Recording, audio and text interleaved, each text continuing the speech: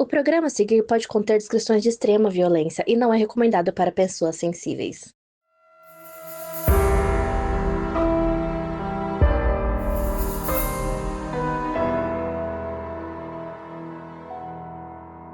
Eu sou a Mabê. E eu sou a Carol Moreira. O caso de hoje nos leva para a França, no início do século XX. Foi nessa época que um farsante aplicou vários golpes em busca de dinheiro. O seu modus operandi era seduzir viúvas em busca de suas heranças. Mas ele viu que isso não ia ser o suficiente. Então ele resolveu silenciá-las.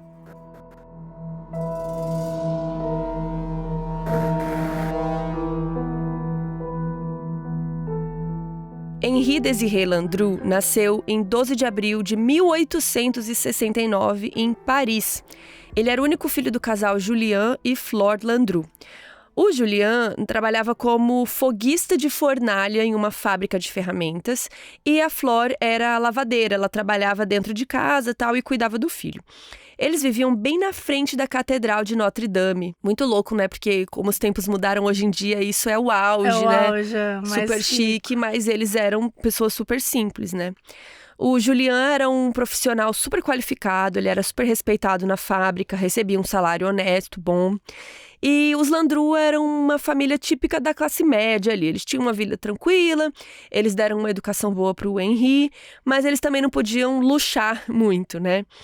E os pais do Henri eram católicos fervorosos, e isso moldou muito a educação, a rotina dele. Aos 5 anos, ele começou a frequentar uma escola religiosa na Ile Saint-Louis. E desde essa época ele já era muito elogiado pelos professores, pelos padres, né, também dali.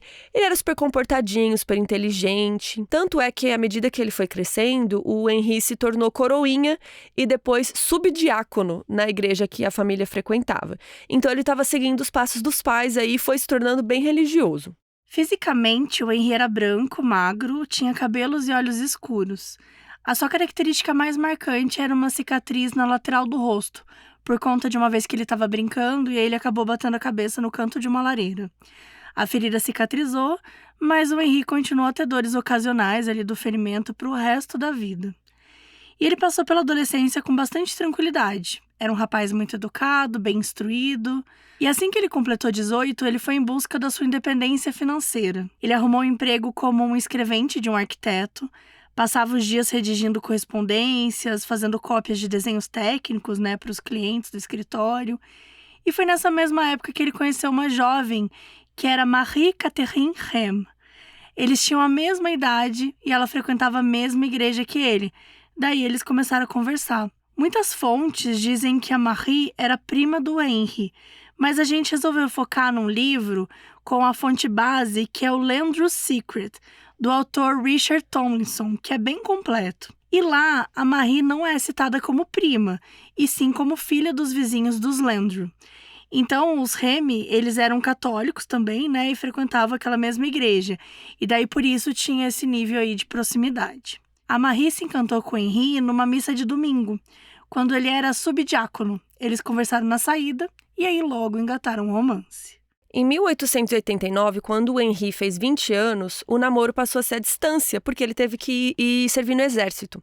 Na segunda metade do século XIX, a França estava passando por vários conflitos armados, principalmente a guerra contra a Prússia, na época em que o Henri ainda era pequeno. Então, desde então, era obrigatório que os homens servissem por 5 anos no exército. Essa lei só foi abolida mais de um século depois, nos anos 1990. Vocês têm noção? Então, o Henri foi lá servir o serviço militar, né? Mas deixou uma surpresinha para Marie. Ela estava grávida e deu à luz a uma bebezinha no mesmo ano, que também foi chamada de quê? Marie. E foi bem complicado, porque na época era um escândalo você ter filhos sem ser casado. Então, pouca gente sabia da existência dessas crianças. Eles deixaram baixo, assim. A Marie cuidava dela sozinha e o Henri não falou nada disso também para os militares. Ele foi realocado para a cidade de Saint-Quentin e se adaptou com uma certa facilidade ali ao ambiente militar. E ele prosperou bastante, chegou a ser promovido 2 vezes, primeiro ao posto de ajudante, né, suboficial, e depois a vice-intendente. E foi como vice-intendente que ele aprendeu muito sobre contabilidade e escrituração. E isso ia ser útil para sua vida profissional ali no futuro. Em 1893, após 3 anos e meio no exército, o Henri conseguiu uma dispensa antecipada. Na época ele estava com 24 anos. Para conseguir essa dispensa, ele alegou problemas médicos, que ele estava sofrendo de uma insolação muito grave. Mas a verdade era outra.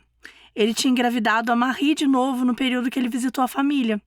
E aí, dessa vez, eles tiveram um menino. E aí o Henry correu para casar com ela, porque uma mulher solteira com 2 filhos seria considerado um absurdo. Ainda mais que o ciclo social deles era todo da igreja, né?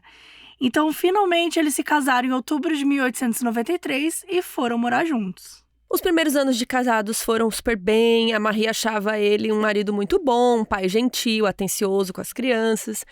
E aí o tempo foi passando, ao todo eles tiveram 4 filhos, 2 meninos e 2 meninas. O caçulinha nasceu em 1900. E o Henry era muito carinhoso, brincava com as crianças, mas ele não era o cara mais confiável do mundo no tópico levar dinheiro para casa no fim do mês. O que acontece? Ele era um cara bem criativo, ele queria ser inventor mecânico. Essa época, né, gente, outros tempos.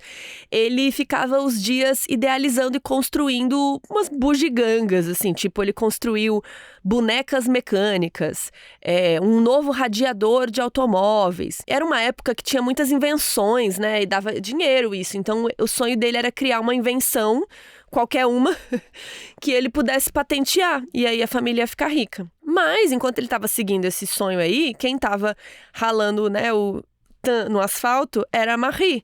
Ela era gerente de uma loja de vinhos, no tempo livre fazia dinheiro como lavadeira também e cuidava dessas crianças.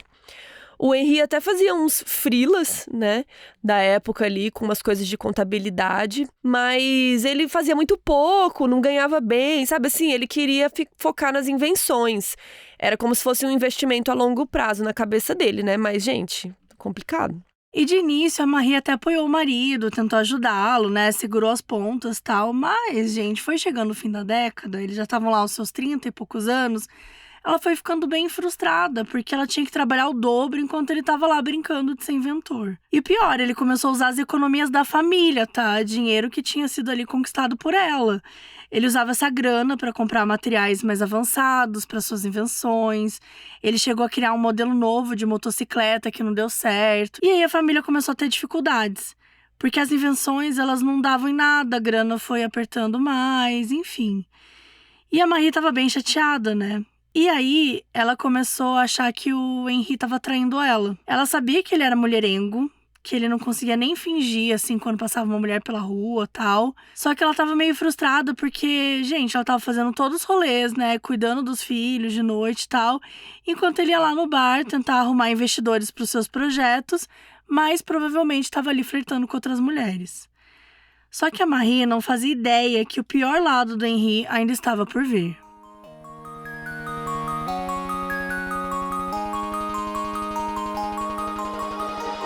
Carol, como é que tá a saúde do Joniro? Joniro, um cachorrinho sênior. Sim. Ele tá ótimo, gente. E cada dia melhor, porque ele faz fisioterapia. Ele e eu, né? Eu com meu pé quebrado e ele com a vértebra a mais, que a gente descobriu que ele é do futuro, né? Ele veio aí. Mas outro dia, nossa, eu fiquei doida, porque o pessoal da creche pediu pra fazer o exame do vermífugo, né? Sim. De vermes, né? E aí eu tinha esquecido que tem que fazer isso e tal. Tem que fazer com uma certa frequência, né? Aí eu, cara, como eles frequentam a creche toda semana, eles têm que estar sempre com os exames em dia, pra não contaminarem os outros. Aí eu tive que comprar o vermífugo do nada. Fui correndo, eu falei, ai meu Deus, não vai dar tempo dela fazer o exame e tal. Mas deu tudo certo. E deu tudo certo porque você tem um Clube Pet Love, tá? Sim, porque eu pedi, chegou no mesmo dia. Gente, de verdade, vale muito a pena ter o clube pra ganhar desconto. No fim foi um drama à toa e eu ainda economizei. Mas dá aquele desespero, né? Nossa. E, gente, ó, são 25% off em medicamentos, acessórios e brinquedos. 15% off em alimentos, higiene e outros produtos, e tem vários benefícios. Corre para conhecer o Clube Pet Love e aproveita o nosso cupom. É Modus Operandi 40 e você vai ter 40% de desconto na sua primeira compra de produtos depois de entrar pro clube. Acesse o site agora e garanta os benefícios exclusivos para cuidar do seu pet com muito mais facilidade e economia.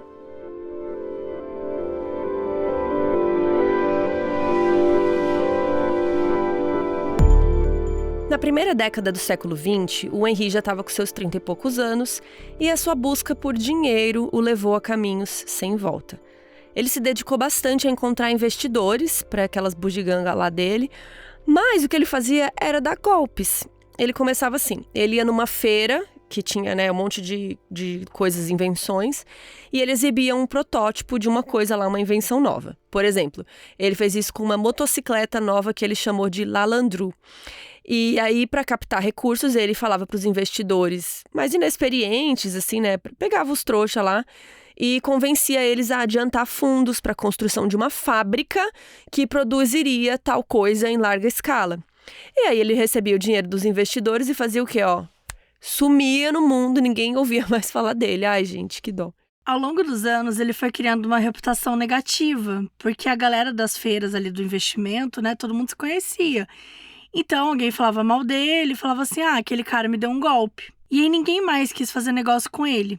E a polícia começou a ir atrás dele, para ele pagar o que devia para os investidores. Então, ele se tornou ali uma persona não grata nesses eventos e passou a fugir da polícia quando iam na casa dele. A Marie, que não sabia que o marido era um criminoso, ela sempre falava que, deve ser um mal-entendido. Tipo, ela meio que não entendia o que a polícia estava fazendo ali. E como ele sabia onde ele morava, né, o Henri quase nunca dormia em casa. Então, ele ficava sempre em movimento. Ele dormia em locais diferentes, aquela coisa toda. E, de novo, né, gente, mais coisa pra Marie resolver. Porque ela tinha que cuidar dos filhos sozinha, não sabia onde o marido tava. Uma vez, o Henri chegou a ficar escondido numa outra cidade, Le Havre, porque o cerco tinha apertado para ele demais em Paris. Mas, eventualmente, a sorte dele acabou. Em 1904, quando o Henri estava com 35 anos, ele tentou fraudar um banco em Paris. Não sabemos exatamente o que ele fez, mas provavelmente ele tentou enganar a galera do banco com alguma dívida ali, que queria pagar menos, queria um financiamento, sei lá, algum desses golpes dele. Mas a galera do banco não caiu e chamou a polícia, então ele fugiu. Mas, gente, quando ele estava fugindo, ele saiu ali do banco e levou um tropeção e caiu no meio da rua. Foi o tempo da polícia chegar e ele ser preso. Aí o Henri foi a julgamento por fraude, foi condenado a 2 anos de prisão lá no presídio de La Santé, que é em Paris mesmo. E uma curiosidade para vocês, porque agora eu estudo francês, La Santé significa a saúde. Olha, o presídio chama a saúde, tá? Que estranho. Talvez eles esperam que a pessoa saia de lá com mais saúde. Talvez antes era um hospital, não sei. Eu sei que esse presídio é meio que o Tremembé lá da França, da época, né? Porque eram vários detentos famosos, iam pra lá. Tipo, teve um que a gente já contou aqui no Modus. Lembra do Issei Sagawa, o canibal japonês? Que ele morava na França, né? Então ele passou um tempo detido neste presídio aí, depois de matar e consumir a carne de uma colega. Se você ainda não ouviu esse episódio, é o 286. Enfim, aí lá na prisão, o Henri ainda teve uma suposta tentativa de tirar a própria vida. A gente tá falando suposta porque não dá pra saber exatamente como foi, mas ele se machucou um pouco e, enfim, sobreviveu e aí começou a reclamar que tinha que sair daquela prisão, começou a pedir uma licença médica porque se ficasse ali ia tentar contra a própria vida. Foi uma coisa meio caricata, assim, sabe? Tipo, a impressão que a justiça teve foi que ele tava meio que encenando tudo pra sentir pena e tirar ele dali. Mas ele acabou cumprindo os 2 anos mesmo, saiu em 1906 e não parou por aí. O Henri voltou a cometer golpes e fraudes e ao longo da próxima década ele continuou indo e voltando várias vezes da prisão. E a essa altura a Marie já sabia de tudo, né? Ela tinha um ressentimento muito forte do marido. Mas, ao mesmo tempo, ela não queria pedir o divórcio, porque ela não queria que as crianças ficassem sem o pai. Em 1909, prestes já a fazer 40 anos, o Henri cometeu um tipo de golpe diferente. Ele conheceu e seduziu uma viúva rica chamada Jeanne. Ela morava em Lille, uma cidade no norte da França, bem perto da fronteira com a Bélgica. E a Jeanne estava bem frágil com a morte do marido e acabou caindo no papinho do Henri. Ele mentiu pra ela falando que era solteiro, que era um homem de negócios, que ele era bem-sucedido, cheio de projetos, nananã. E ficou falando que estava apaixonado, que ia casar com ela, não sei o quê. Aí, ele mesmo escreveu um contrato pré-nupcial fake e fez ela assinar. E desse jeito ele teria direito à metade da grana dela. Aí assim que ela assinou, ele foi correndo pro banco pra já tentar pegar o dinheiro da mulher, gente, que era 20 mil francos. Para efeito de comparação, na época não tinha salário mínimo na França, porque às vezes a gente usa o salário mínimo, né, pra gente ter uma ideia. Mas um salário médio de um trabalhador bem qualificado era de uns 2 mil francos por ano. Então pensa, 2 mil francos no ano, ele ia pegar uma herança lá de 20 mil. Então, sei lá, ela tinha o equivalente a 10 anos, né, de dinheiro lá, de salário mínimo, enfim. Aí ele foi no banco pegar essa grana, mas assim que o Henri tentou sacar o dinheiro, o pessoal do banco percebeu que o documento era falso. E o que aconteceu? Ele foi preso de novo, dessa vez por 3 anos. E nesse meio tempo dele na prisão, a mãe do Henri morreu. E daí o pai, então, ficou viúvo, né, e foi morar com a Marie, né, a nora dele. O pai do Henri, o Julien, tinha muita vergonha de quem o filho tinha se tornado. Ele não aprovava os crimes, né, do filho de jeito nenhum. E ele cuidou o máximo possível da nora, das crianças, mas ele acabou tirando a própria vida em 1912. O Julien já era idoso e as fontes, né, inclusive o livro que a gente está usando, dizem que o motivo da morte dele foi a vergonha que ele sentia do filho. Mas vale repetir, gente, que o suicídio é algo multifatorial, uma junção de várias questões. Não existe isso de, fulano tirou a própria vida por causa, né? A gente já fala isso várias vezes. Mas é o que as fontes aí diziam na época, né? Muito provavelmente porque ele estava aí com bastante desgosto pelo filho. Bom, a Marie e as crianças ficaram muito tristes com essa morte, sofreram bastante. E ele, né, tinha deixado no testamento todas as economias de vida para eles. Então, assim, o pai do Henri não deixou as economias para o filho, deixou, na verdade, para Marie e para as crianças, né? Era um total de 12 mil francos, que era o que ele tinha no banco ali, que era fruto de anos de trabalho.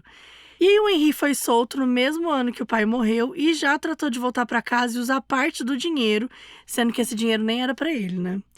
Em nenhum momento ele pôs a mão ali na consciência, falou, não, vou deixar esse dinheiro para os meus filhos, para minha família. Pelo contrário, galera.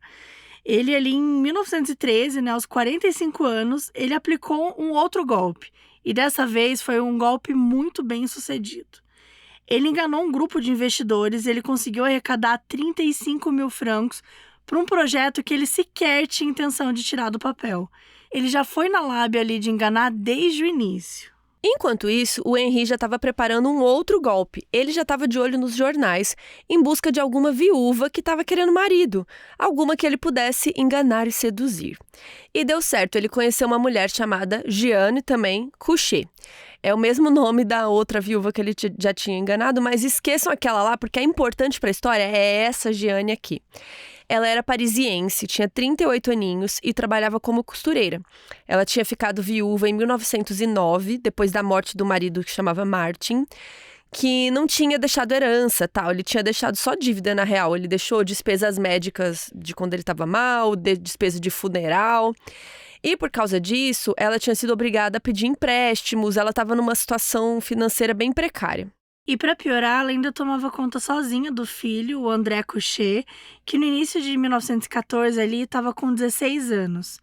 O André era bem magro, ele tinha um semblante frágil, provavelmente porque eles não tinham dinheiro para todas as refeições, enfim. Ele trabalhava como aprendiz numa fábrica de camisas para ajudar a mãe, e levava todo o dinheiro que ele conseguia para casa. E a Jeanne ainda escondia um segredo. O André não era filho legítimo do seu marido, e sim fruto de um caso que ela tinha tido anos antes. Ela tinha muito medo que esse segredo viesse à tona e dificultasse ainda mais, né, a vida dela, do filho. Tinha medo deles serem tratados como párias, né, enfim. Por isso, ela começou a procurar um novo homem para se casar. Alguém que pudesse dar uma segurança financeira para ela e também ser um pai de verdade para o André. A Jeanne passou um tempo pensando em se mudar para a América ou Inglaterra para ver se tentava a sorte lá. Mas depois ela começou a procurar pretendentes em anúncios de jornal.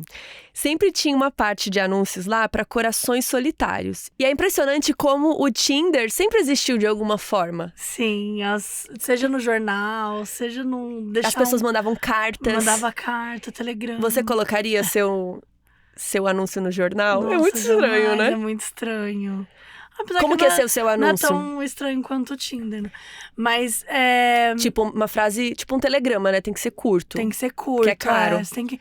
Então, depende muito das suas intenções. Nessa época, provavelmente, eu ia querer casar. Sim. Então, eu ia ter que falar dos meus dotes. Isso. Tipo, Mabê. Mabê, cabelo azul. Quantos anos? Eu ia mentir a idade pra casar. 30. 29. Você acha que você passa 29? Não, mas no jornal, sim. No jornal, meu Foda-se, amor. tá. Então, Mabê, 29 anos, cabelo azul. Cabelo loiro. Sabe uma coisa meio bate-papo Aldo? Então você tem que colocar. Tem que colocar. O que você gosta de fazer? Eu sou muito tranquila, eu gosto de fazer crochê. Você tava chutando o pneu do cara aqui outro dia. Mas amiga, gente. Você tá fazendo o meu anúncio, eu gosto de fazer crochê, eu tô loira. procurando um marido. Mas tranquila você não é. Não, também não. Que mais eu ia colocar? Não sei, eu acho que eu ia colocar. Eu tenho facilidade pra datilografia. Não, nessa época não existia isso, né? Acho que ainda não. 1900, não tem. Não sei, acho que não. Acho que era. Você tem facilidade pra escrever à mão? Pra escrever à mão, exato, com tinteiro. Muito acho bom. que eu não ia ter muitos dotes pra vender assim, não, sabe, amiga? Mas é a personalidade que você tem que dar. Né? Você tem que entregar carisma. Carisma. Imagina, ninguém se importa com carisma. Nossos olhos só queriam umas mulheres uma gostosa. Pra cuidar dos filhos. Isso é. Coloquem aí nos comentários do Spotify como seria o seu anúncio. Exato. E o seu? O meu seria Carol. É que eu tenho que diminuir um pouco a idade também, tô achando. Eu ia colocar 34. É porque a gente tá velha pra casar agora. Não dá mais. Não, mas é que se eu sou viúva, né? Pô, mas aí pior Aí ainda, eu posso ter né? 38, que é a minha idade real. Mas é pior, viúva. Quem quer Vou uma falar, viúva? tenho casa própria pra atrair marido, né? É verdade. Possuo casa própria. O que mais? Cozinho bem. Mentira Cozinho isso. bem. Não cozinho muito bem. Cozinho bem e lavo sua roupa. Ai, credo, gente. Ai, não Ó, dá, essa época não dá. Hoje em dia seria um anúncio mais... Sou trabalhadora. Exato, a tem gente tem podcast. A pessoa, um anúncio lá de 1800. Tem um programa de rádio. Mas eu jamais colocaria no Tinder que eu tenho um podcast também. Também não. Né? Não sei. Ó, comentem aí no Spotify como que vocês colocariam. Quais são os dotes que você anunciaria aí. Mas foi assim que a Gianni fez, gente. Ela colocou um anúncio lá e ela, infelizmente, conheceu o Henry.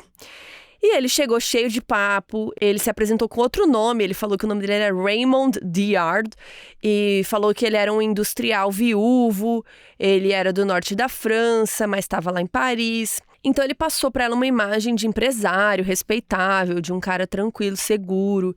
E ele usava ternos escuros, assim, ele tinha uma barba castanha, bem feitinha.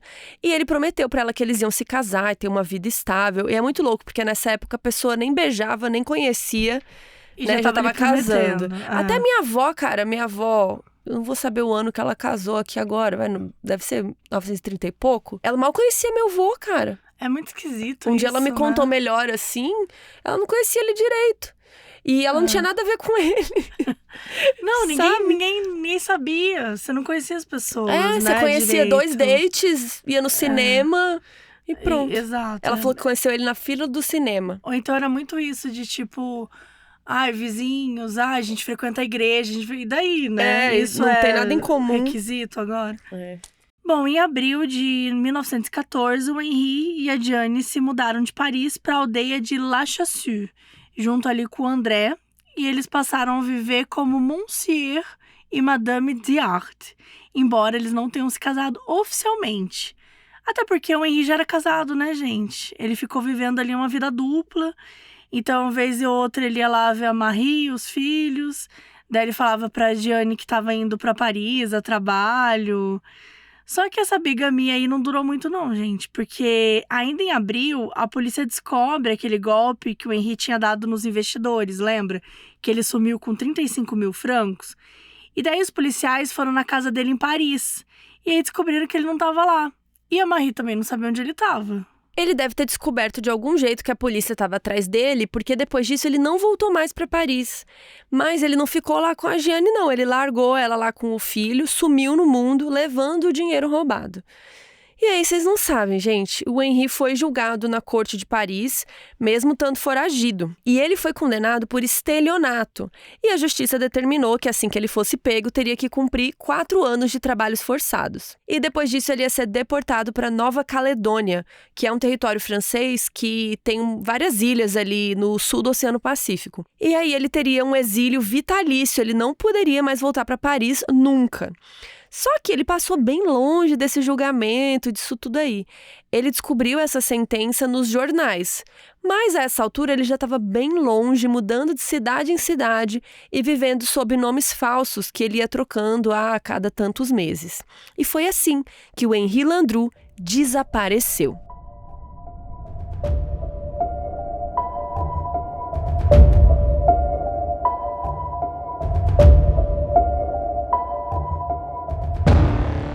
Era 1914, o Henri Landru, 46 anos, era oficialmente ali um foragido da justiça. E aí, em agosto desse mesmo ano, eclodiu a Primeira Guerra Mundial. E como vocês sabem, a França foi um dos principais países envolvidos. Toda a tragédia da guerra, tirou o foco do Henri. Ele nem era citado nos jornais porque, gente, tinha uma coisa muito maior acontecendo. Só que mesmo assim ele não queria arriscar ser caçado. Então ele passou o resto de 1914 bem longe de Paris. Enquanto isso, a pobre da Jeanne ficou desesperada porque ela não via, o marido dela desde abril e ela também não sabia o que tinha acontecido, Ele vazou sem dar nenhuma notícia. E aí ela e o filho estavam lá na casa, para onde o Henri tinha levado eles, que era fora de Paris. Foi aí que a Jeanne descobriu tudo, porque ela encontrou um pequeno baú do Henri que estava trancado.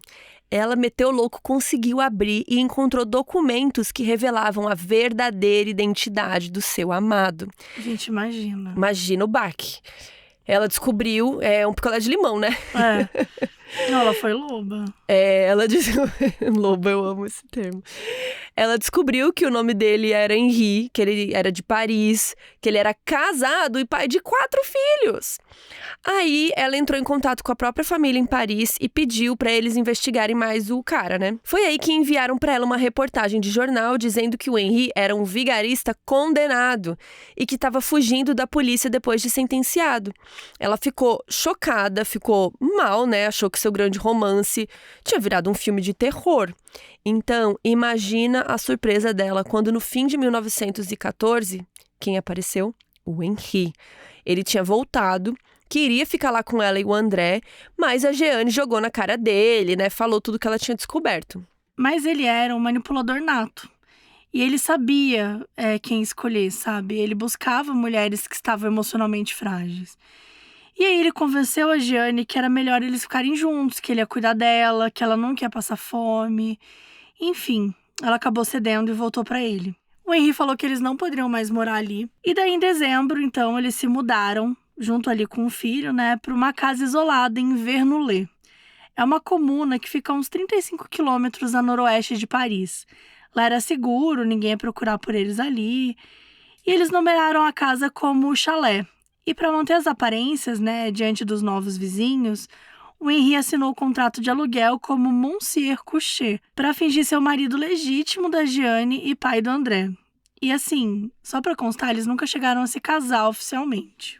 Henri, Jeanne e André viveram o fim de 1914 e início de 15 do jeito mais quieto ali possível. Eles interagiram muito pouco com os vizinhos, não davam muita conversa, não convidavam para entrar na casa, nada. O André sabia dos crimes do Henri e, ao contrário da mãe, não estava muito confortável perto dele. Os poucos relatos de vizinhos diziam que ele parecia estar sempre vigiando o André. Se ele saísse nos corredores, o Henri estava ali de olho, e o André meio assustado, assim, meio desconfiado. Sempre que as irmãs ou os amigos da Jeanne mandavam cartas, falando assim, vou te visitar, Outros tempos, gente? Pra você falar com alguém, você tinha que ir lá. E aí ela falava que não ia dar, que não sei o quê, que estava muito frio, que não era pra ir lá pra lá não, que tava ruim, dava uma desconversada.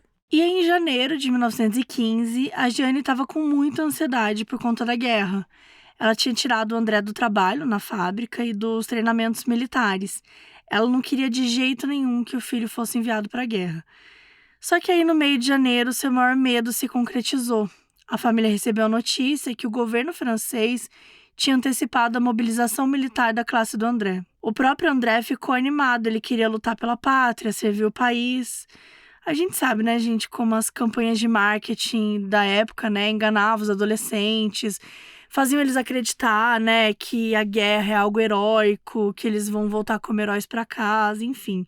Tem toda essa propaganda aí da guerra. Só que a Jeanne estava desesperada, gente. Ela estava desesperada a ponto que ela até chantageou o Henri. Ela queria que ele usasse ali suas habilidades, né? Ele era golpista, enfim, vigarista, os recursos financeiros. Ela queria que ele desse um jeito ali para tirar ela e o André de Paris e ele não precisasse servir. E que se ele não ajudasse, ela ia na polícia e ia contar onde ele estava escondido. E bom, gente, depois daí, o destino deles se tornou um mistério. Depois do início de fevereiro de 15, eles não foram mais vistos por nenhum vizinho. A Jeanne e o André sumiram, parecia que eles tinham evaporado. A versão do Henri é que ele tinha enviado os dois para a Inglaterra, que eles estavam lá escondidos e tudo. Mas a teoria mais aceita até hoje é que o Henri não gostou desse papo aí, que foi uma ameaça, né?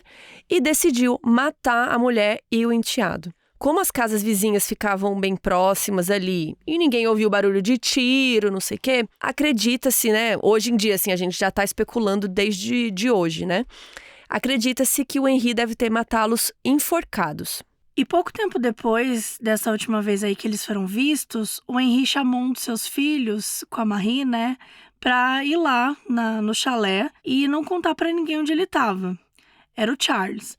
O Henri então pediu ajuda com um suposto trabalho de jardinagem no quintal da casa. O jardim era visível ali entre os vizinhos, então os vizinhos viram realmente que o Charles estava ali ajudando o pai e tal. E foi só muitas décadas depois, em 1958, que um construtor estava trabalhando nesse terreno e encontrou 2 esqueletos. Gente, vocês estão sentados? Os esqueletos estavam decapitados e era um esqueleto de uma mulher e outro de um homem jovem. Ou seja, graças a uma descoberta que aconteceu uns 40 anos aí após o crime, a gente pode presumir que sim, gente, provavelmente aqueles são os corpos da Jeanne e do André. Até porque os esqueletos foram encontrados na mesma área do jardim onde o Henri e o filho estavam trabalhando. Lembrando que em 1915 ninguém sabia disso ainda, a gente está vindo aqui do futuro para contar para vocês. Os vizinhos só acharam estranho que os dois sumiram e ficou por isso mesmo. Mas podemos então apostar que esses foram os 2 primeiros assassinatos cometidos pelo Henri, porque eles não seriam os únicos.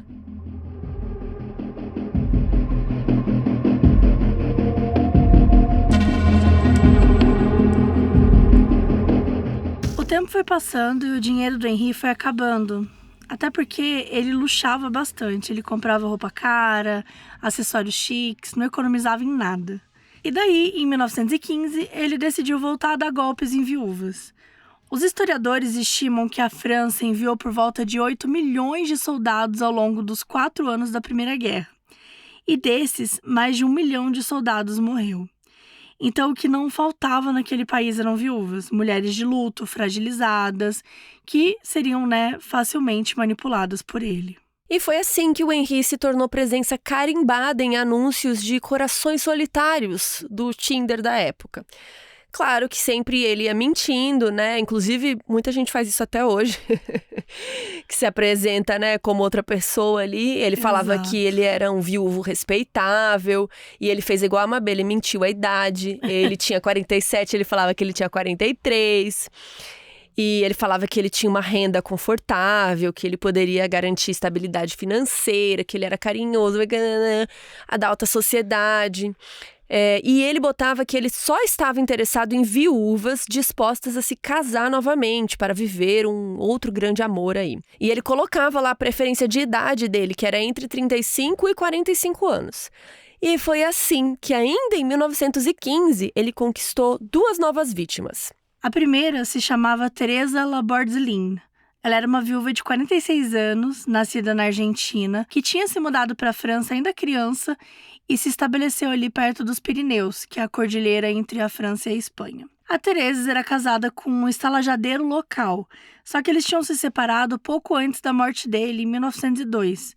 Ela tinha ficado ali com uma responsabilidade de criar sozinha, o único filho, que era o Vincent. A Teresa, ela foi uma mulher muito bonita, ela tinha um brilho próprio, mas os anos ali foram cobrando seu preço e ela tinha se tornado mais rude e mais carente também. Ela vivia num apartamento precário em Paris, brigava bastante com o filho, principalmente porque ele já tinha se tornado adulto e estava sustentando a casa, e ele reclamava que ela se recusava a trabalhar.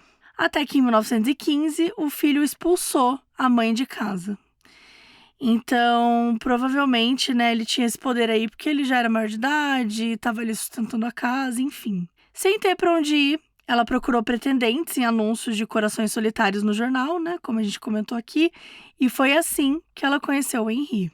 Na época, ele usava o nome de Georges Frémier e se apresentava como um industrial do norte da França, que tinha sido ocupado pelos alemães e que tinha ido ficar na sua casa de campo até o conflito passar. Aí ele seduziu a moça com promessas de casamento, pipipi, e chegou a levá-la para visitar a sua casa lá em Vernouillet. E ela ficou super entusiasmada, achou lindo e tal.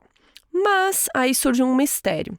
Em 28 de junho de 1915, a Thérèse escreveu uma carta para um antigo namorado anunciando que ela se casaria com um senhor não identificado, né, com um Monsieur.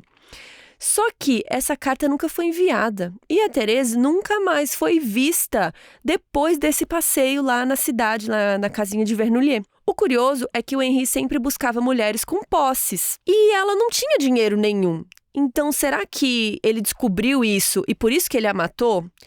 É uma das teorias. Fato é que essa mulher nunca mais foi vista. A família dela não desconfiou de um crime de imediato. O filho que tinha expulsado de casa mandou 2 cartas ao longo do ano pedindo seu novo endereço. Mas, como ele não teve resposta, ele deve ter achado que ela estava brava, né? E que não queria mais falar com ele, e ele simplesmente parou de procurar. E outra mulher que ele conheceu era Marie-Angélique Guilin. Ela era viúva de 52 anos, baixinha, rechonchuda e morava em Paris. Ela era originalmente de uma aldeia na Normandia e ela se casou com um camponês que morreu jovem e deixou ela sem dinheiro e com 2 filhos pequenos para criar. Na época, né, sem ter recurso nenhum, ela entregou a filha mais nova pro governo, né, pro orfanato estatal e deixou o filho mais velho sozinho ali à própria sorte. Só que as coisas mudaram para ela porque ela se tornou governanta de um engenheiro civil e ela acabou se tornando amante dele. E quando ele morreu, ele deixou uma puta herança de 22 mil francos. E isso foi em 1913, né? Então, a essa altura, ela já não tinha laço com mais ninguém. O filho tinha morrido num acidente ferroviário. A filha nunca perdoou ela por abandono da infância, né? Então, ela estava ali sozinha e cheia de dinheiro. Em busca de um novo começo, a Marie-Angélique começou a usar a coluna dos Corações Solitários, lá em 1915, né, que a gente tá. E foi assim que ela conheceu o Henri, que agora ele chamava Georges Petit. Ele se apresentou no anúncio como um empreendedor vindo de Lille. E ele inventou uma historinha bem extravagante quando eles se conheceram ao vivo. Ele disse que ele era um ex-agente secreto, ele era o Wagner Moura. Ele trabalhava contra os alemães e que, como recompensa, o governo o nomeara o próximo cônsul-geral da França na Austrália.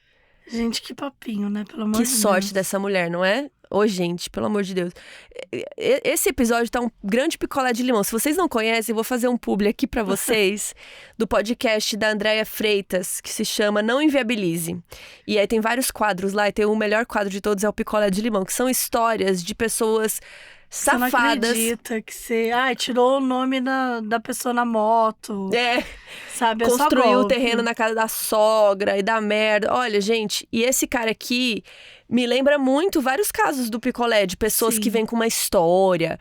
Outro dia eu reouvi um episódio antigo de um cara que fingia que era rico e usava fotos e tal, e helicóptero, não sei o que. Era tudo foto do patrão dele, das coisas do patrão dele. Ele ia no carro do cara milionário e tirava foto lá e fingia que ele era milionário. E aí ele falou pro moço, um parênteses total aqui, ele falou pro moço, me encontra na kitnet, eu tenho uma kitnet só pra ficar com os caras e tal. E o moço começou a achar que ele tava muito familiarizado com a kitnet. Ele morava na kitnet, Sim, não era o lugar que ele morava. Ai, gente, então assim, olha, o Henri, cheio de papo. Aí ele prometeu que eles iam se casar, que ele ia dar uma vida de elegância, que ele precisava de uma esposa com um gosto refinado, porque ele ia em muitos banquetes, ia ter recepções diplomáticas, né? Ele ia virar um diplomata. E a Marie-Angélique caiu totalmente nesse papo, encomendou um vestido de noiva e solicitou uma cópia lá da certidão dela para levar no cartório, para fazer tudo certinho. E aí, em julho, ela fez a sua primeira visita à casa em Vernouillet e ela percebeu algo estranho. Quando estava sozinha, ela viu um quarto trancado e aí ela ficou meio curiosa. E ela olhou ali pelo buraco da fechadura e viu várias roupas femininas espalhadas. O Henri flagrou ela bem na hora, e quando ela questionou, de que eram aquelas roupas, ele disse que era da falecida mãe dele. Falou que guardava por um valor sentimental e ela acreditou. No dia 31 de julho, um sábado, a Marie deixou seu apartamento em Paris, acompanhada do Henri, e se mudou para essa casa, gente. Ela deixou todos os seus móveis e pertences para trás. Ela levou uma única mala de mão. Poucos dias depois, ela enviou uma carta para a filha dizendo que ela já estava instalada lá. E o Henri escreveu uma parte também, se apresentando para a nora, tal, e que eles estavam ali se divertindo no campo. E a Marie contou que eles planejavam viajar para a Austrália em breve. Mas logo depois do envio dessa carta, a Marie-Angélique sumiu e nunca mais foi vista. Provavelmente se tornou mais uma vítima do Henri. Ele foi no apartamento antigo dela, pegou o quê? Tudo que estava lá, gente. Os móveis, as roupas, as coisas, joias. E ficou tudo para ele. E ele ainda aplicou um golpe. Ele foi no banco, falando que era cunhado da Marie-Angélique, sacou 12 mil francos das economias lá, usando documentos falsos, umas autorizações forjadas. Outros tempos, né? Era mais fácil fazer essas coisas fakes, assim. E aí os meses se passaram, a filha não teve nenhuma notícia da mãe, mas também, como a filha tinha muito ressentimento, não foi atrás. Quando a Marie-Angélique parou de mandar cartas, a filha pensou, talvez ela e o marido foram para a Austrália, sei lá, se o navio foi bombardeado, se eles não estão mais nem aí para mim. Então ela não foi atrás para saber se a mãe estava numa lista de desaparecido, não sabia de nada. E mais uma vez o Henri saiu ileso. Isso até os vizinhos começaram a desconfiar, né? Ao longo de 1915, começou um burburinho muito forte entre a vizinhança ali. Eles falavam sobre o comportamento extremamente recluso do Henri e sobre como tinham coisas misteriosas na casa dele. O principal motivo de suspeita era que toda hora saía da chaminé do Henri uma fumaça espessa e um odor horrível, enjoativo, que chegava até os vizinhos. E nenhum deles fazia ideia de que era porque o Henri estava queimando os corpos das vítimas no fogão. E daí essa fumaça saía pelas chaminés. Teve uma vez que um vizinho até registrou uma queixa formal com a polícia local de tão fedido que estava aquilo.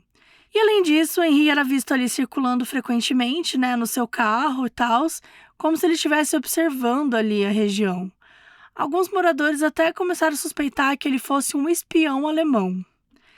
No espaço de um ano, o Henri tinha levado 3 mulheres para casa e todas as 3 tinham desaparecido. Elas não foram mais vistas fazendo caminhada, nem nada. Então, assim, tudo aquilo era muito estranho, né? E é óbvio que o Henri percebeu que estava gerando ali umas suspeitas, ele estava vendo os olhares curiosos.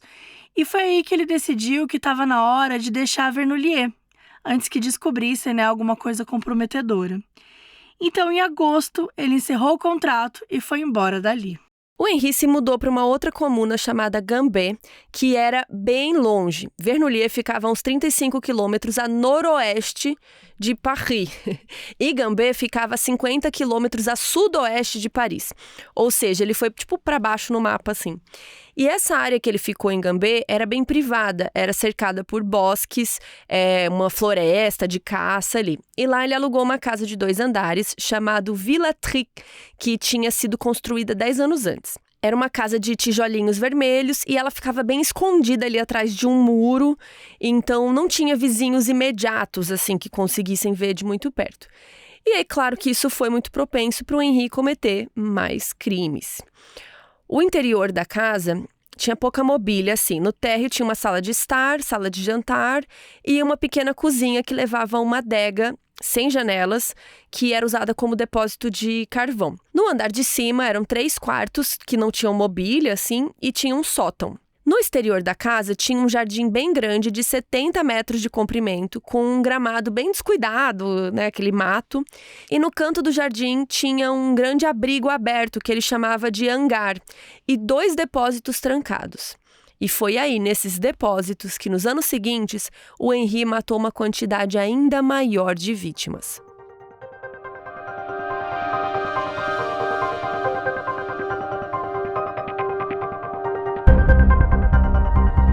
Após se mudar para Gambé, o Henri fez um total de 7 vítimas, e isso aconteceu entre 1915 e 1919. A primeira já foi em dezembro de 1915, pouco tempo depois dele se mudar para lá. Era uma viúva chamada Berthe. Ela trabalhava como faxineira em Paris, depois dela ter perdido o marido, o amante e o filho, todo mundo na guerra. O Henri se anunciou ali, no Tinder lá do jornal, que ele queria uma esposa, ele era um empresário que queria se mudar para a Tunísia. E depois de um tempo conversando ali por correspondências, ele comprou uma passagem para Berthe e para Gambé. O resto você já sabe, Ele matou ela, queimou o corpo, ficou com as economias que ela tinha levado e depois escreveu cartões postais da Tunísia para os amigos dela, fingindo ser ela, dizendo que não ia voltar mais para a França. E aí, mais uma vez, ninguém desconfiou do sumiço dela.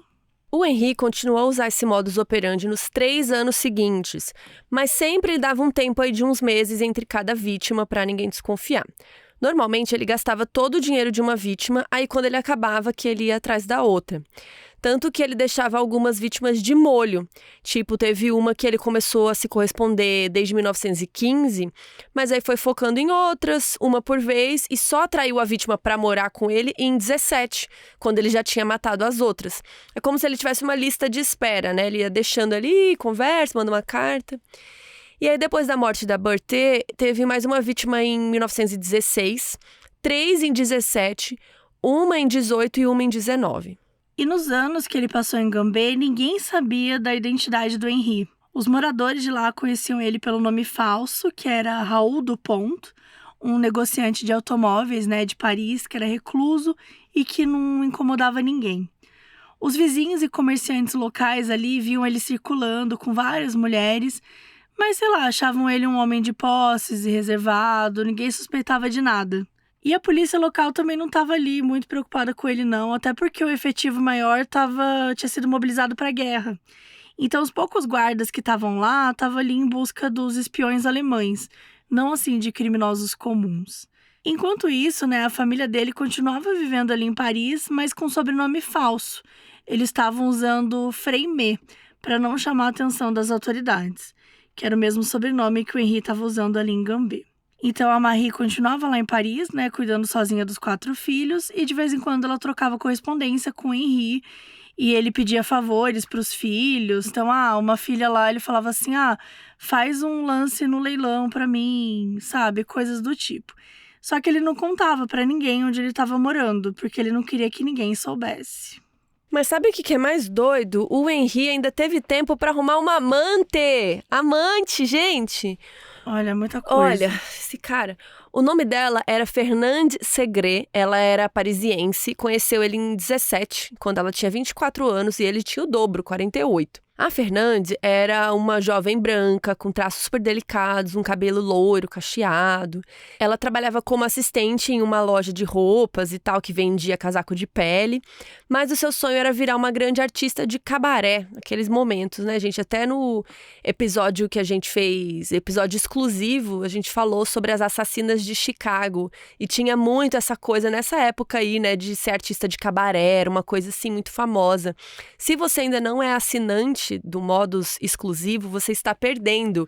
Por apenas R$15 você tem acesso a 2 episódios no mês, que são episódios super... que vocês pedem muito, A gente fez até sobre o serial killer de Goiânia recentemente, que é um caso, assim, surreal. Em maio também vai ter o caso da Bianca Consoli, que vocês pedem muito. Vai ter sobre o trio de West Memphis, que é um caso muito famoso e a gente fez pra vocês lá. Então, assim, vale muito a pena. Assine o Modus exclusivo. Sim. Esse das Assassinas de Chicago é o que gerou o filme, Gerou uma peça que gerou o filme Chicago. Então, assim... Bastante apoiem. conteúdo interessante. Só R$15, gente. Você acessa, tem muita coisa pra vocês irem fazer seu treino, pra você ir no busão ouvindo, fazer um exercício, fazer o que mais? Dá pra fazer uma faxina. Muita gente faz faxina ouvindo Modus. Então aproveitem. Então, enfim, a Fernande tinha esse sonho de ser artista de cabaré, não sei o quê. Ela e o Henri se conheceram casualmente num bonde, numa viagem que ele fez pra tirar algumas economias de alguma vítima, provavelmente. E ele falou que o nome dele era Lucien Guillet. E ele a convidou pra ir num date. Aí ele recitou poesias pra ela. Olha, esse cara, cheio de papo. E ela ficou super encantada. E depois de alguns encontros, ela se tornou amante dele. E eles passaram a ter um AP juntos numa rua chamada Rochechouart. O O Henri passou a maior parte do ano em Gambé, até porque em Paris ele corria mais risco de ser pego, mas ele sempre ia para lá visitar, então quando estava em Paris ele passava bem mais tempo com ela do que com a própria família. A Fernande não fazia ideia que o Henri era um criminoso. Ela achava que ele passava a maior parte do ano fora porque ele tinha viagens a negócios. E em 1918, o Henri prometeu se casar com ela e ele chegou a pedir permissão para a sogra, que era uma viúva que trabalhava como lanterninha de teatro. Só que o casamento nunca aconteceu, porque o Henri dava desculpas toda hora, falou que tinha perdido os documentos, e ele não queria era que ninguém descobrisse seu nome, né, gente? Até porque ele estava foragido. Só que mesmo sendo enrolada toda hora, a Fernande se demitiu do emprego ali na loja, né? E passou a viver de uma mesada paga pelo Henri enquanto ele estava fora. A mãe dela até falou, esse cara é furada, não confio nele, mas a filha estava apaixonada e se manteve leal. E o Henri seguiu sua vida, fazendo mais vítimas, intercalando o tempo entre Gambé e Paris. Mas no início de 1919, a sorte dele finalmente acabou, graças a uma mulher chamada Marie Lacoste. Como a esposa do Henri já se chama Marie, vamos chamá-la de Lacoste. Ela era irmã de uma vítima do Henri, a Célestine Buisson. A Célestine tinha sido vítima dele no fim de 17, tinha 1 ano e pouco, né? Ela era uma governanta de uns 40 anos, era viúva e tinha conseguido guardar 10 mil francos das economias do marido, né, falecido. O Henri tinha encantado a Célestine com as promessas de sempre e comprado uma passagem para ela ir para Gambé. E aí que entra a irmã na história. A Célestine tinha um filho e para ir morar com o Henri, ela tinha deixado ele sob os cuidados da Marie Lacoste, que era funcionária doméstica. A família não gostava dele. O Henri já tinha visitado eles em Paris e ninguém foi com a cara dele. A Lacoste, inclusive, tinha achado que ele era meio estranho, como se ele estivesse escondendo algo. Mas a Célestine tinha se mudado com ele mesmo assim para Gambé e o Henri a matou no fim de 1917. E desde então ele tinha mandado cartas forjadas, né, para Lacoste, fingindo que era a Célestine e dizendo que estava tudo bem. Só que chegou um ponto em que a Lacoste ficou desconfiada demais, porque ela era muito próxima da irmã. Então ela estava reconhecendo que o jeito que a irmã estava falando estava diferente. Só que a comprovação veio depois que o filho da Célestine ficou doente, porque a Lacoste pediu dinheiro por carta e a Célestine não quis pagar. A Lacoste então pediu para encontrá-la pessoalmente e tal, mas ela disse, eu tô viajando, não vou poder. Só que assim, gente, como assim, né? Ele ia negar alguma coisa pro próprio filho? Até que em janeiro de 19, a Lacoste cansou e enviou uma carta para o prefeito de Gambé. Ela explicou que a irmã morava lá, mas que não conseguia entrar em contato com ela. Falou que ela tinha casado com um cara estranho, que ela não sabia nada, e a Lacoste já estava esperando o pior, então pediu para conferirem se o nome dela, sei lá, se ela tinha sido enterrada em algum cemitério, né? E aí, na carta da resposta, o prefeito escreveu, talvez a equipe do prefeito, não sei, que não tinha nenhuma Célestine enterrada lá. Mas ele falou algo interessante, que uma outra mulher também tinha enviado cartas perguntando sobre uma outra irmã lá. Uma situação muito parecida. Essa mulher morava em Paris, assim como a Lacoste, e se chamava Victorine. Então, a Lacoste já conseguiu o endereço da mina e entrou em contato o mais rápido possível. Aí as duas mulheres combinaram de se encontrar fisicamente e quando a Victorine contou a sua história, a Lacoste ficou chocada. A irmã da Victorine, a Ana, estava desaparecida desde o fim de 1916, já fazia mais de 2 anos. A Ana era viúva, ela tinha se mudado para Gambé para casar com um ricaço, charmoso e educado. A família tinha sido contra o casamento, então a Ana tinha ido sozinha. E depois de um tempo trocando cartas, ela simplesmente tinha sumido. E foi aí que a Lacoste e a Victorine foram comparando as características do cara e entenderam. Elas estavam falando da mesma pessoa, o Henri. Só que elas não sabiam que era esse o nome dele. Ele tinha usado pseudônimos diferentes com as famílias de cada uma. Então, se ele estava mentindo para elas, podia ser que ele estivesse mentindo para todas, né? Sobre todo o resto. E elas tinham razão. Juntas, então, a Lacoste e a Victorine foram na polícia e contaram suas versões. Disseram que elas não tinham mais contato com as irmãs, que elas tinham medo delas estarem mortas e que o mesmo homem tinha enganado as duas. E que agora elas precisavam achá-lo de um jeito ou de outro.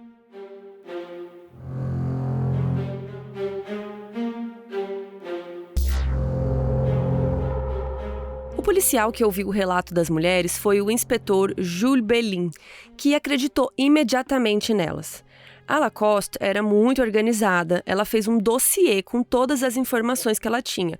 Fotos, cartas, documentos da irmã, o que fosse preciso para ajudar a polícia a encontrá-la. O inspetor concordou que tinham muitas coincidências, então que provavelmente era um criminoso que se aproveitava de mulheres frágeis.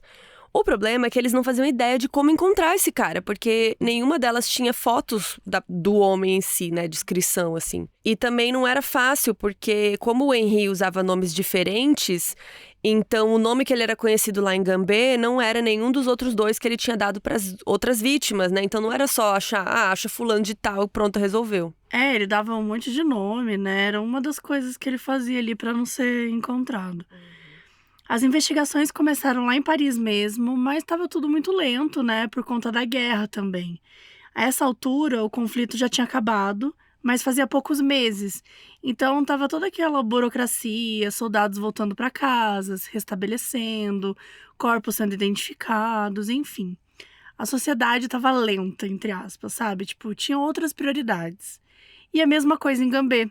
Então, a polícia de lá também não ajudou muito.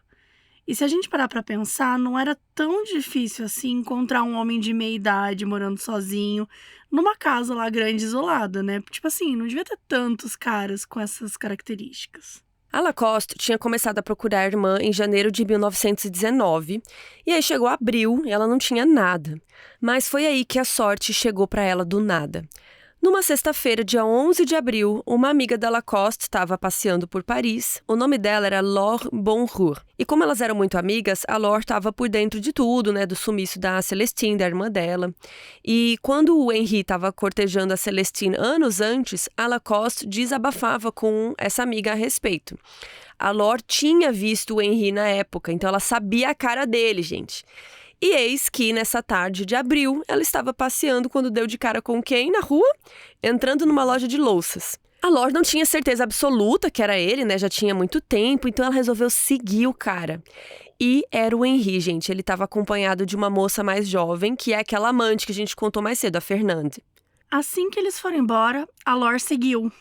Ela viu o casal pegar um ônibus ali numa praça, né? E ir embora, e daí ela anotou a linha do ônibus. Aí depois disso, a Laure foi correndo contar pra Lacoste, que por sua vez ligou lá pro inspetor, né, e contou tudo. Então, graças a Laure, o inspetor foi na loja de louças, conversou com o vendedor, né, pra tentar ali ter informações, perguntou se ele tinha atendido um homem elegante, com uma mulher mais jovem naquela tarde. E aí o vendedor disse que sim, e explicou que o homem tinha encomendado um jogo de chás e deixado um cartão com nome e endereço. E o nome, gente... Vocês estão sentados? Era um outro nome, tá? Era Lucien Guillet. E o endereço era aquela rue de Rochechouart, número 76, que era lá onde ele morava mesmo. E foi aí que o inspetor conseguiu a localização dele. Então ele ligou para o edifício, confirmou com o concierge, né, se o Lucien estava lá. E aí o cara falou que sim. Gente, era a hora de montar a emboscada. Na manhã de sábado, dia 12 de abril, o Henri saiu de casa cedo e, inclusive, abordou uma mulher no metrô por volta das 10h15, que poderia ser mais uma possível vítima, né? Eles marcaram um date para a semana seguinte, olha esse cara. E enquanto ele estava fora, o inspetor e mais 2 detetives se posicionaram no prédio. Eles já tinham conseguido um mandado de busca e apreensão, né? Aí o Henri voltou para o apartamento por volta das 11h30 da manhã. E assim que ele destrancou o apartamento, o inspetor e os detetives saíram do cantinho lá que eles estavam escondidos no corredor. Aí eles entraram na casa dele e apontaram as armas, né? Mandaram ele ficar quieto porque ele seria preso ali mesmo. O Henri ficou meio sem reação, assim, meio indiferente. Ele ficou quieto e disse que não responderia nenhuma pergunta sem a presença de um advogado. Que ele está certo, né? Que é uma coisa que a gente sempre fala aqui. Espera seu advogado chegar, seja você culpado ou inocente. Um dos detetives exigiu que o Henri esvaziasse os bolsos. E aí, galera, ele foi pego no flagra. Porque os bolsos estavam cheios de papéis e documentos de identidade falsos. E tinha um pequeno caderno de couro preto. E daí, ao folhear aquele caderno, o detetive encontrou uma página com 11 nomes e sobrenomes. Era simplesmente a lista com o nome das vítimas, na ordem que ele tinha matado. Na lista, tinha os sobrenomes das irmãs da Lacoste e da Victorine, e foi assim que a polícia percebeu que a lista se referia às mulheres desaparecidas. O Henri foi levado sob custódia para a delegacia da Rue Grefful, junto com a sua amante, a Fernande, que estava ali dentro do apartamento no quarto. Quando eles foram separados e levados para lados opostos, o Henri começou a recitar para Fernande uma música da ópera Manon, que é sobre uma história de amor trágica. Durante o interrogatório, o Henri manteve uma postura de negação. Ele se recusou a confessar qualquer assassinato e ele dificultou muito ali a entrevista, né? Ele não queria responder nada, tudo ele virava pro advogado com aquela cara de dá um jeito aqui, pra eu não ter que lidar. E ele alegou que a sua vida privada era um muro impenetrável e que as mulheres desaparecidas eram apenas amigas ou clientes com quem ele possuía convenções particulares, seja lá o que isso for, coisa de negócios, né? Ele chegou a sugerir, com sarcasmo, que a polícia não era competente o suficiente para encontrar as mulheres e por isso estavam tentando jogar a culpa nele. Segundo ele, todas estavam vivendo ou no exterior ou escondidas por aí. Mas essa atitude não ajudou muito ele, porque a polícia investigou todas as propriedades do Henri, tanto a de Gambé quanto a de Vernouillet. E olha, eles encontraram coisa, viu? Talvez a prova mais forte fosse um baú grandão, onde ele guardava vários pertences das vítimas, né, de roupas a documentos. Então tinha fotografias, perucas, dentaduras, joias baratas escondidas ali, né, entre os móveis amontoados. E aí, quando eles foram lá em Vernouillet, eles descobriram que alguns vizinhos já tinham reclamado da fumaça e daquele fedor horrível, lembra que saía das chaminés? E foi aí que surgiu a suspeita de que o Henri queimava os corpos. E para confirmar essa tese, eles então chamaram cientistas forenses que realizaram alguns experimentos ali no pequeno forno original do Henri. E chegaram à conclusão que sim, o fogão era potente o suficiente para incinerar partes humanas em menos de 1 hora. A confirmação das mortes veio depois que eles verificaram os depósitos que ele tinha ali no fundo, né, da casa ali de Gambé. Era aquela área que ele chamava de hangar. E lá, gente, descobriram, sob uma pilha de folhas secas e cinzas, mais de 250 fragmentos de ossos humanos calcificados, incluindo um dente molar e uma falange de dedo do pé, além de grampos de cabelo e restos de espartilhos. Com tantas evidências macabras, não tinha mais nenhuma dúvida. Henri Landru foi mantido preso e acusado de assassinato.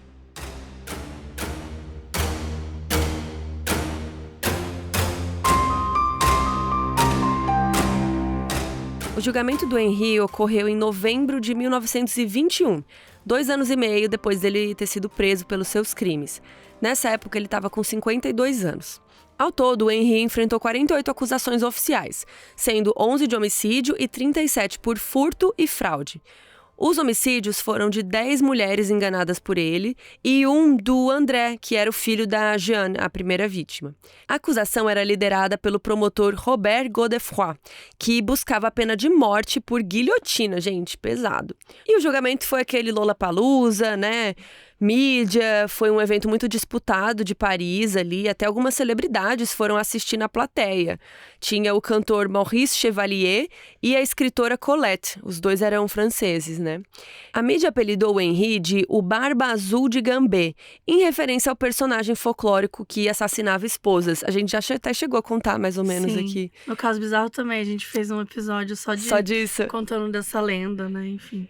E aí, durante todo o período de pré-julgamento, até o tribunal, o Henri ficava se declarando inocente, tá? A promotoria tinha um grupo bem contundente de evidências. Tinha a lista dos 11 nomes das vítimas, né, que ele mesmo escreveu lá no caderninho dele. Os bilhetes de passagens de trem só de ida, que ele comprava para as vítimas. Arquivos de banco comprovando que ele roubava dinheiro das vítimas. Assinaturas falsificadas para comprovar os golpes. E, claro, os documentos forenses comprovando, né, aqueles ossos humanos calcificados naquela propriedade lá dele de Gambé. Tinham várias testemunhas de acusação e uma delas foi justamente a Marie Lacoste, a irmã de uma das vítimas, né? Inclusive icônica, porque por conta dela que, né, conseguiram encontrar ele. Ela tinha feito lá todo o trabalho. A gente sempre fala aqui, né, da importância da família, das pessoas que não desistem, que continuam buscando, né, justiça por seus familiares, pessoas que amam. E aí ela foi uma das testemunhas ali da acusação e eles também levaram um patologista forense para argumentar que o Henri estava sob total controle de si quando ele assassinou as mulheres, que ele tinha consciência do que ele estava fazendo e que ele não poderia ser considerado inimputável. E aí veio a hora da defesa. O advogado do Henri se chamava Vincent de Moreau-Jaffery. Valeu minhas aulas de francês! Meu Deus! Obrigada, prof. Vincent de Moreau-Jaffery? Jaffery. Ai, Acho que é isso. E ele era super famoso ali na França e ele era muito opositor da pena de morte, né, que tinha ali no sistema judiciário e tal. E o foco desse advogado foi criar uma dúvida razoável para que o Henri não fosse condenado à morte. Ele argumentou sobre a ausência de corpos, falta de provas científicas definitivas e classificou o caso como um quebra-cabeça de fragmentos de ossos que poderiam ter sido plantados pela polícia. Claro, 200 e tantos, enfim, né? Poderia, mas, né, complicado. Vozes da minha cabeça. O advogado Vincent disse que o Henri era só um vigarista, ele não era assassino, e não tinha sinal de sangue nas propriedades, e chamou aí umas testemunhas de defesa. Ele convocou, por exemplo, um jardineiro que sempre cuidava do quintal do Henri e disse que nunca tinha visto nada de estranho lá.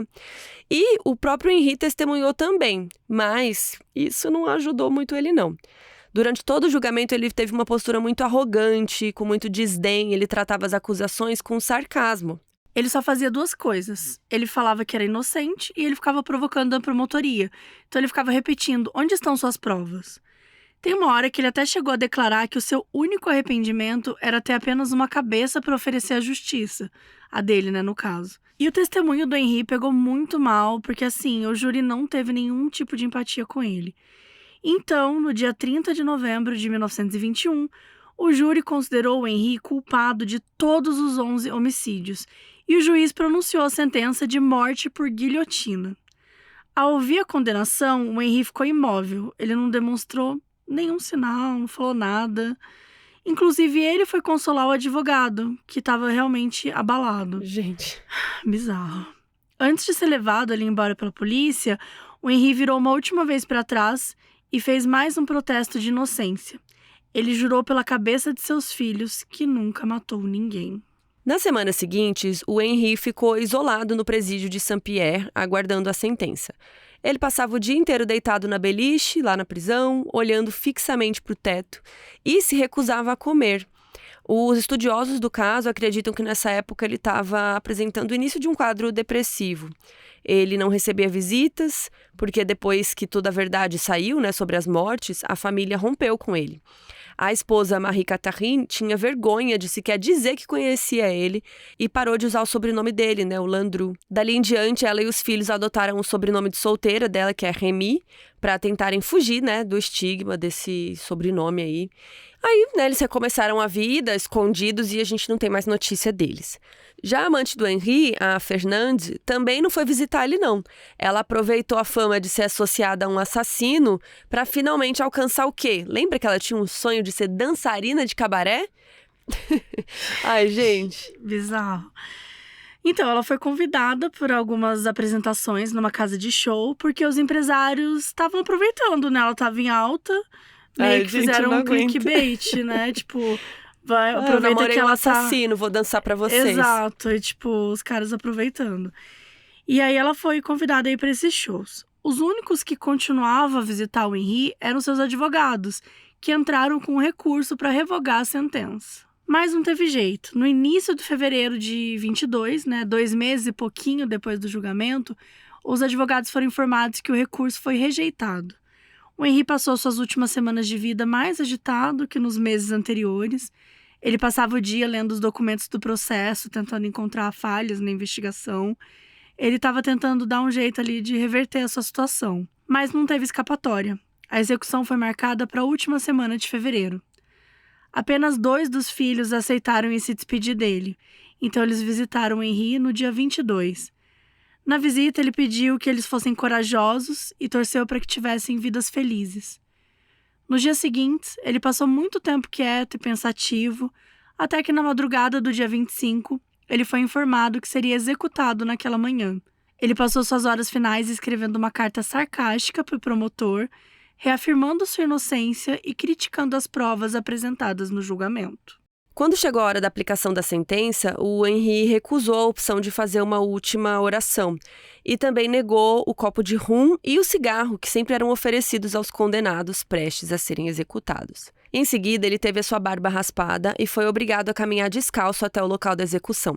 Às 6h04 da manhã, sob frio intenso e neblina, o Henri Landru saiu pelos portões da prisão rumo à guilhotina montada na Rue Saint-Pierre. Ele permaneceu calado enquanto era posicionado pelo carrasco e, assim, ele foi executado aos 52 anos. O seu corpo foi sepultado no cemitério de Gonard, mas anos depois foi removido para uma vala comum, quando a sua família se recusou a pagar pela renovação de concessão do túmulo.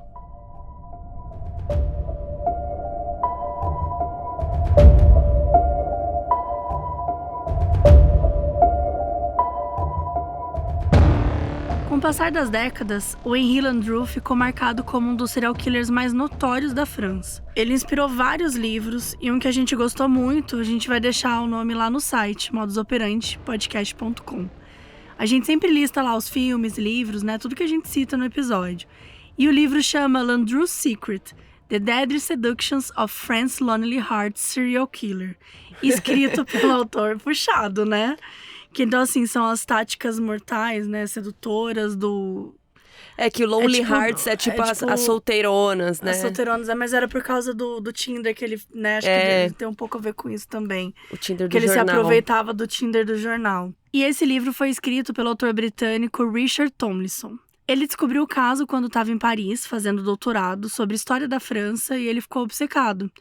O livro é bem completo e detalhado, faz um panorama geral tanto da vida pessoal, né, quanto dos crimes do Henri. E deu para ver que a pesquisa foi extensa, porque tem muitas informações lá que a gente não conseguiu encontrar em nenhuma outra fonte.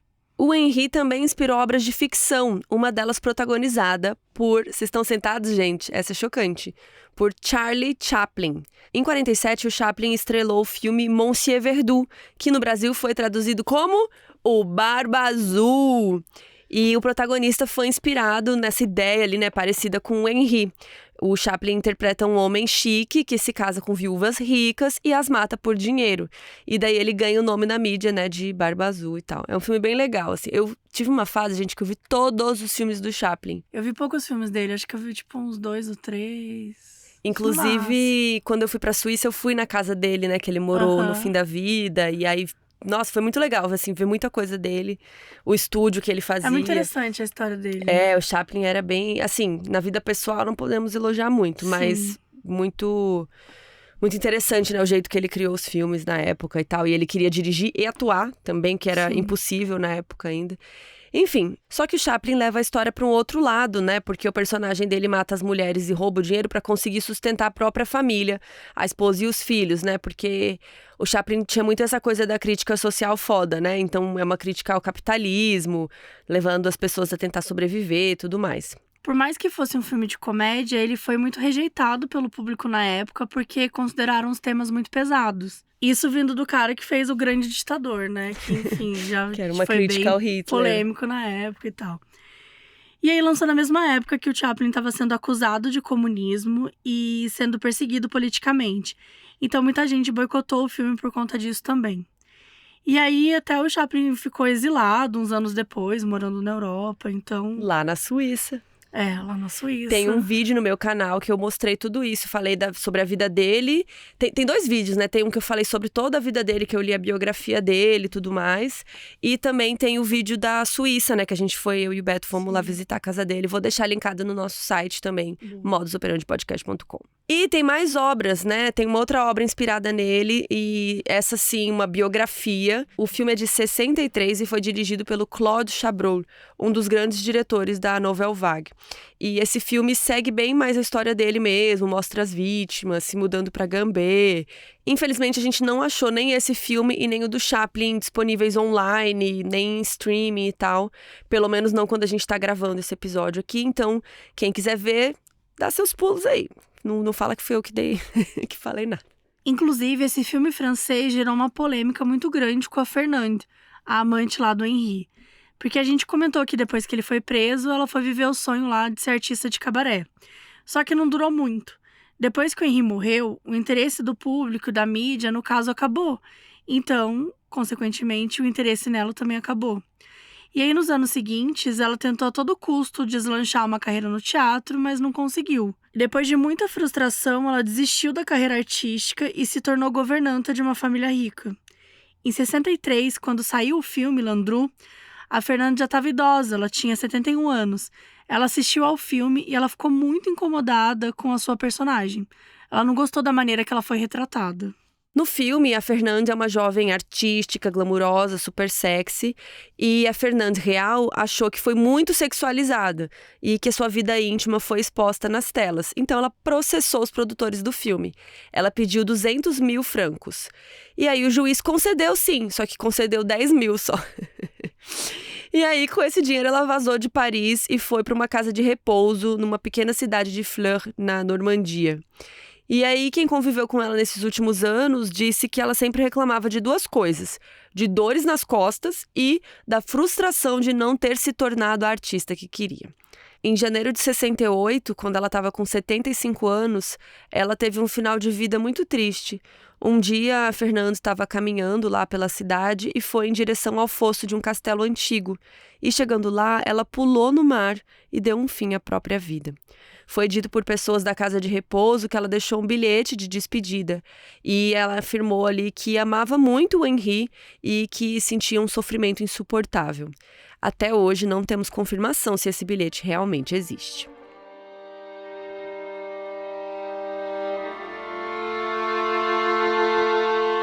Os crimes de Henri Landru ocorreram há mais de um século e até hoje ecoam na sociedade francesa. Diversas famílias sofreram lutos inimagináveis, incluindo a dele próprio, e mulheres inocentes perderam a vida. Mulheres que só queriam ser amadas, que só queriam afeto e alguém para dividir a vida.